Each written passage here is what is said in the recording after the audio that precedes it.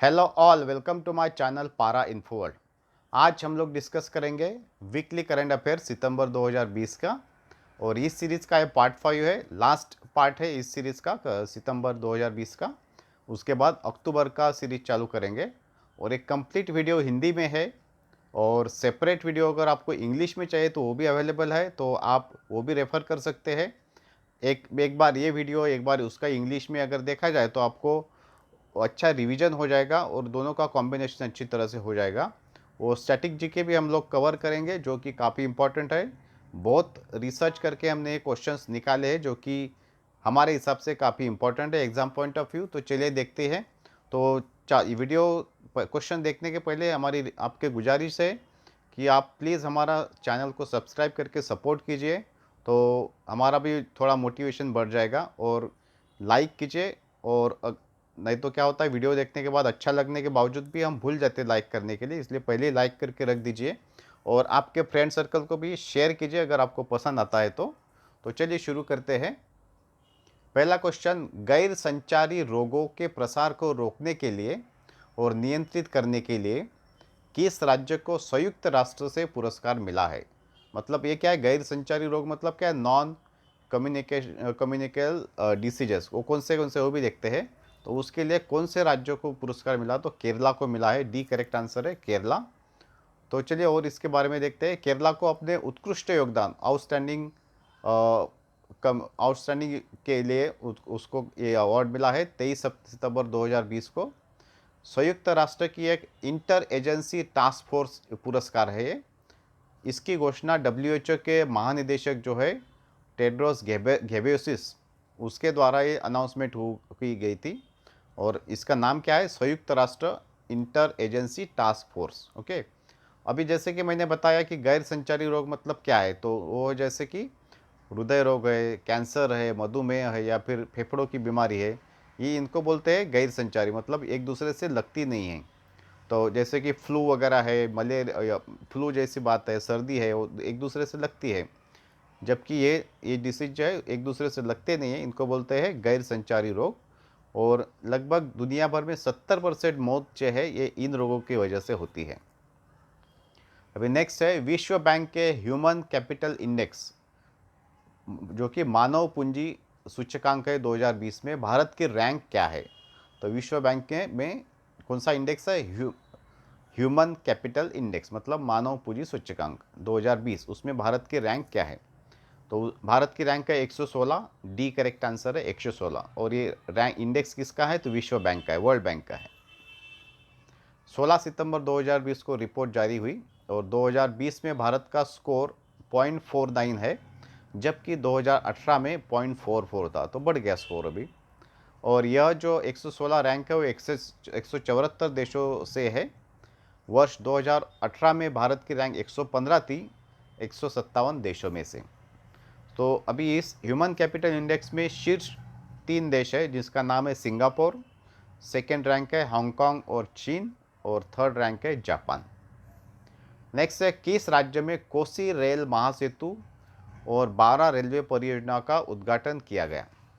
तो बिहार में कोसी रेल महासेतु और 12 रेलवे परियोजना का उद्घाटन किया गया। सी करेक्ट आंसर है, बिहार। और प्रधानमंत्री नरेंद्र मोदी ने 18 सितंबर को वीडियो कॉन्फ्रेंसिंग के जरिए उद्घाटन किया है। इस महासेतु का लंबाई कितना है, तो 1.9 किलोमीटर, 1.9 किलोमीटर है लंबाई। और 516 करोड़ रुपए की लागत से ये महासेतु बन गया है। ठीक है। तो क्वेश्चन ऐसा भी हो सकता है कि ये कोसी रेल महासेतु की लंबाई कितनी है, तो 1.9 किलोमीटर है और इसकी इन्वेस्टमेंट है 516 करोड़ रुपया। और महासेतु ने कौन से क्षेत्र को जोड़ा है, तो मिथिला और कोसी क्षेत्र को जोड़ा है। इस पुल से नेपाल सीमा पर भारत की स्थिति मजबूत हो गई है। और 2003 में इस रेल महासेतु का शिलान्यास तत्कालीन प्रधानमंत्री अटल बिहारी वाजपेयी ने किया किया था। तो 2030 से चालू हुआ, अभी 2020 में 17 साल से के बाद ये कंप्लीट हुआ है। राफेल की पहली महिला पायलट कौन है? तो राफेल की पहली महिला पायलट है Shivangi Singh, A correct answer है। तो शिवांगी एयरफोर्स में फ्लाइट लेफ्टिनेंट है। और राफेल जैसे कि हम जानती है दुनिया का बेहतरीन फाइटर एयरक्राफ्ट है। और शिवांगी सिंह जो है वाराणसी यूपी से बिलोंग करती है और उनकी पढ़ाई बीएचयू में हुई है। बीएचयू मतलब बनारसी हिंदू यूनिवर्सिटी। और उनका अभी कन्वर्जन ट्रेनिंग चालू है, वो पूरा होते ही एयरफोर्स में उनको शामिल किया जाएगा। एयरफोर्स के अम्बाला बेस पे है ये राफेल, तो उधर उनका अपॉइंटमेंट हो जाएगा और 17 गोल्डन एरोज स्क्वाड्रन में उनका एंट्री मिलेगी। ठीक ठीक है। तो ये राफेल कौन से स्क्वाड्रन में है, ऐसा भी क्वेश्चन पहले भी हमने लिया भी था, आ भी सकता है एग्जाम में। तो राफेल जो है एयरफोर्स की 17 गोल्डन एरोज स्क्वाड्रन है उसमें शामिल हुआ है और अब ये शिवांगी सिंह उसी स्क्वाड्रन में शामिल हो जाएगी। एक पायलट के ट्रेनिंग को लगभग 15 करोड़ रुपया खर्चा आता है।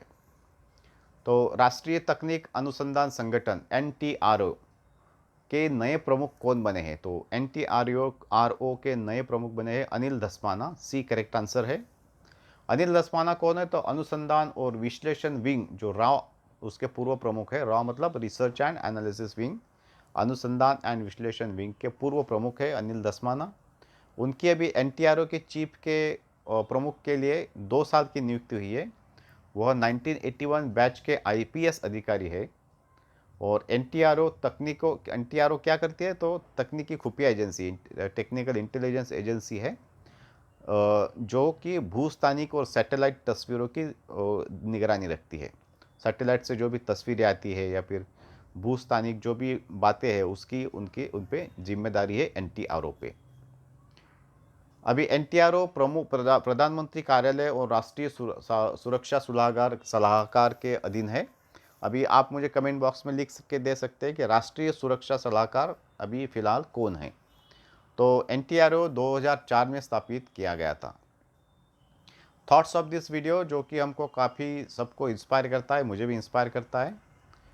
In order to succeed your desire for success should be greater than your fear of failure. मतलब क्या है? हमको अगर सक्सेस अगर लेना है तो हमारा सक्सेस की जो चाहत है वो बहुत बड़ी चाहिए, जो कि फियर ऑफ फेल्योर कम चाहिए। नहीं तो अदरवाइज़ क्या होता है, हमको फेल्योर की ज़्यादा डर रहता है कि भाई हम फेल हो गए तो क्या होगा, दो लोग क्या बोलेंगे। तो ये ऐसा सोचने के बजाय आप सक्सेस का डिज़ायर स्ट्रांग रखिए, आपको सक्सेस मिल सकता है। आपको एग्ज़ाम में भी पास करना है तो आपको वो डिज़ायर चाहिए, आपको पैशन चाहिए, तभी आपको सक्सेस मिलता है। ना कि आपको अरे मैं डर डर हमेशा डर के अब स्टडी किया तो आपको सक्सेस मिलने के चांस बहुत कम रहते हैं। नेक्स्ट है किचन्स ऑफ ग्रैटिट्यूड नामक बुक किसने लिखी है? तो ये बुक लिखी है विकास खन्ना ने। एक करेक्ट आंसर है। अभी विकास खन्ना कौन है? तो भारतीय स्टार शेफ है और फिल्म निर्माता भी है, शेफ है एक्चुअली। और ये पुस्तक जो है 2021 में रिलीज़ की जाएगी। विकास खन्ना ने इस बुक में अपनी खाना खिलाने की पहल जो है, उनकी एक इनिशिएटिव है फीड इंडिया, उसके बारे में लिखा है। और यह पहल वर्ल्ड के सबसे बड़े फूड ड्राइव में से एक है। जो फीड इंडिया पहल है पूरे ग्लोबली सबसे बड़े फूड ड्राइव में से एक है। इस पहल में भूखे लोगों को खाना खिलाया और परोसा जाता है, मतलब जो नीडी लोग हैं उनको खाना खिलाया जाता है, परोसा जाता है फीड इंडिया के तहत। विकास खन्ना ने इस जो पहल है, इस अभियान है, उसको न्यूयॉर्क में मैनहट्टन में उनके अपने घर से शुरू किया था। और विकास खन्ना को इस पहल के लिए अक्टूबर 2020 में एशिया गेम चेंजर पुरस्कार से भी नवाजा जाएगा। नेक्स्ट है भारत की नई संसद भवन का निर्माण कौन सी कंपनी करेगी? जो कौन सी कंपनी हो बीट को जीता है मतलब। तो ये भारत की नई संसद भवन जो है टाटा प्रोजेक्ट्स कंपनी को ये ऑर्डर मिली है। सी करेक्ट आंसर है, टाटा प्रोजेक्ट्स। तो निर्माण की लागत 861.90 करोड़ रुपए है, लगभग 862 करोड़ रुपए का लागत है। और जो कि टाटा प्रोजेक्ट्स ने ये बीड में इतनी कोट की थी अमाउंट, और उन्होंने ये बीड फिर जीती है। तो ये बीड बोलियां जो है किसने लगाई थी? तो केंद्रीय जो लोक निर्माण विभाग है, सेंट्रल जो पब्लिक वर्क्स डिपार्टमेंट है, उसने ये बोलियां लगाई थी। इस बिल्डिंग को पूरा होने में 21 महीने लग सकते हैं। और दिल्ली में जो संसद भवन है अभी फ़िलहाल, उसी के पास ये नए संसद भवन की बिल्डिंग बनाई जाएगी। पहले संसद भवन का निर्माण सन 1921 में शुरू किया था और 1927 में पूरा किया गया। तो जो अभी एग्जिस्टिंग संसद भवन है उसका जो निर्माण का कार्य 1921 में शुरू किया गया था, मतलब इंडिपेंडेंस के पहले, और 1927 में पूरा किया गया था। तो 6 साल लगे थे वो संसद भवन बनाने को। वोडाफोन ने टैक्स विवाद मामले में भारत सरकार के खिलाफ कितने मध्यस्थता का केस जीता है? तो वो अमाउंट बताना है हमको, वोडाफोन ने जो जीता है भारत सरकार के खिलाफ। तो आंसर है बी है आंसर, 20,000 करोड़ रुपए। यहाँ पे गलत आ गया, डी एक्चुअली डी नहीं है, 20,000 करोड़ रुपए बराबर है, लेकिन बी करेक्ट आंसर है। ठीक है, तो वोडाफोन ने टैक्स विवाद मामले में भारत सरकार के खिलाफ 20,000 करोड़ रुपए का मध्यस्थता केस जीता है। आर्बिट्रेरी केस रहता है वो। और अभी ये वोडाफोन ग्रुप जो पीएलसी है, उन्होंने हेग, नेदरलैंड में स्थायी कोर्ट है, नेदरलैंड में हेग है, वहाँ का जो स्थायी कोर्ट ऑफ आर्बिट्रेशन है, उसमें भारत के खिलाफ ये मध्यस्थता की केस जीत ली है। और एक इसका जीतने का कारण बताया है कि भारतीय आयकर अधिकारी जो है, इनकम टैक्स ऑफिसर है, उसने नेदरलैंड के साथ द्विपक्षीय निवेश संधि के प्रावधानों का उल्लंघन किया है। मतलब जो भी एग्रीमेंट हुआ है उसका पालन नहीं किया है, और उसके तहत ये फिर उनको 20,000 करोड़ रुपए का ये केस उन्होंने जीता है, वोडाफोन ने। अभी नेक्स्ट है, भारतीय दूरसंचार नियामक प्राधिकरण ट्राई, उसके नए अध्यक्ष के रूप में किसे चुना गया है? तो P D Vaghela, D correct answer है, पी डी वाघेला ट्राई के नए अध्यक्ष के रूप में बने हैं। ट्राई मतलब भारतीय दूरसंचार नियामक प्राधिकरण। और मंत्रिमंडल की नियुक्त समिति ने 28 सितंबर 2020 को नियुक्ति दी। पी डी वाघेला कौन है? तो 1986 बैच गुजरात कैडर के आईएएस अधिकारी है, और वह वर्तमान में केंद्र सरकार के फार्मास्यूटिकल विभाग के सचिव हैं। और ट्राई के पहले, इसके पहले जो अध्यक्ष कौन थे? तो आर एस शर्मा थे, उनकी जगह अभी ये पी डी वाघेला लेंगे। अभी ट्राई जो है उसके बारे में देखते हैं, जो कि बहुत इंपॉर्टेंट रहता है। भारतीय दूरसंचार नियामक प्राधिकरण, जिसके अध्यक्ष है पी डी वाघेला, और स्थापना है 20 फरवरी 1997, 1997, और मुख्यालय ट्राई का कहाँ है? तो नई दिल्ली में है। अभी नेक्स्ट है, हाल ही में भारत और जापान के बीच कौन सा सैन्य अभ्यास किया गया? तो भारत और जापान के बीच सैन्य अभ्यास, उसका नाम है जीमेक्स 2020। एक करेक्ट आंसर है, JIMEX 2020, ये उसका नाम है। जो भारत और जापान के सैन्य के बीच जो अभ्यास हुआ था, उसका नाम है जीमेक्स 2020। अभी ये 3 दिवसीय भारत जापान समुद्री द्विपक्षीय अभ्यास था, मतलब समुद्र नौसेना का इसमें सहभाग था, और ये चौथा एडिशन है, इसका चौथा संस्करण है इस सैन्य अभ्यास का। अभी जीमेक्स 2020 क्या है? तो जापानी समुद्री आत्मरक्षा बल है, और भारतीय नौसेना के बीच हुआ है। 28 सितंबर 2020 को ये समाप्त हो गया, 3 दिन का था, तो 28 सितंबर 2020 को ये समाप्त हो गया, जीमेक्स 2020। अभी आज के इस वीडियो के लिए इतना ही।